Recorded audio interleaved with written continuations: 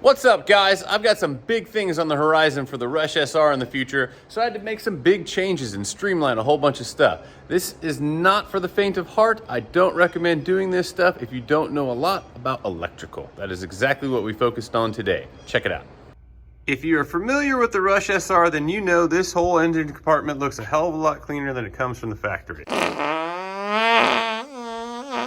There's no voltage regulator here, no fuse panel, no starter relay, no giant garbled mess of wires and a loom coming across here or hanging onto the sway bar, and most importantly, there's no longer an ECU on top of my intake. One time this motor overheated because of something going wrong with the cooling system and it fried that ECU. That means I had to get a new ECU. Kind of a pain in the butt. Luckily the motor was okay.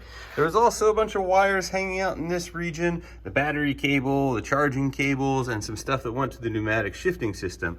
I relocated the battery and everything else over here to the right side of this bad boy. Now I've got a nice panel in here with my ECU, my fuse box, my voltage regulator, and my starter relay hanging out up in here. Forward of that, I brought a little weight over to the right front so I could help out with a little bit of understeer. Not to mention it gives me easy access for a little future something I got planned for this. So now the battery is located here and my pneumatic system runs across with all the rest of the wires for the AIM system and everything else.